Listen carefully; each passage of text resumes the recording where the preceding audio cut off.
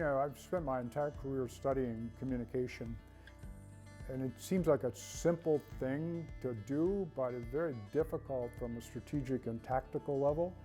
And if there's one lesson we've learned, and it goes back to the spirit of collaboration, it's literally about how to set up a dynamic in an organization where there are loops of feedback that continue to build on each other to build further understanding and commitment to an idea.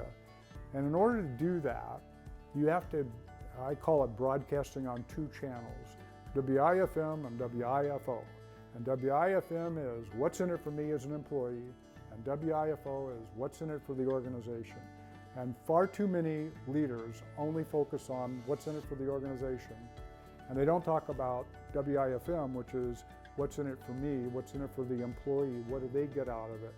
And if there's a secret sauce, if you will, to communication, or robustly communicated, it's setting up feedback loops in a way and communication in a way that instead of this linear way, it looks more like this, where we're giving feedback and we're trying to find the intersection between what's in it for the employee and what's in it for the organization, and talking about both of those and bringing those together in a synergistic way to collaborate literally on going forward as an organization.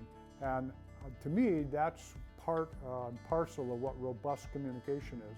Robust communication is not one directional, it's two-way, and it's based upon those two channels, WIFM and WIFO. And within those two channels, you have to communicate about the things that matter.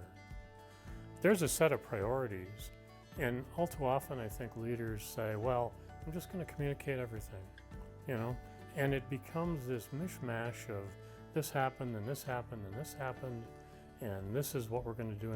And it doesn't make sense to the employees because there's just too much. You got to communicate about things that matter to the employee, things that matter to the organization, and things that really matter, that'll move the ball for the organization and move the ball for the employee. And then you've got to use multiple channels.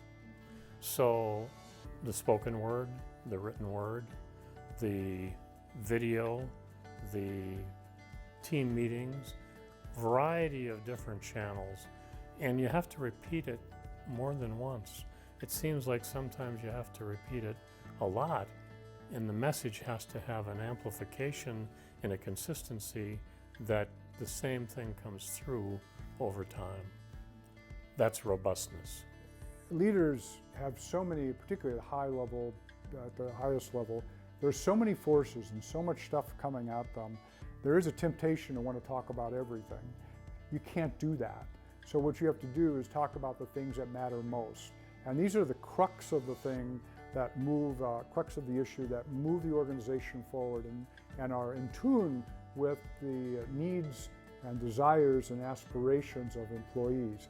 And so how you bring those together and how you prioritize is probably the most difficult challenge that leaders have in terms of establishing robust communication.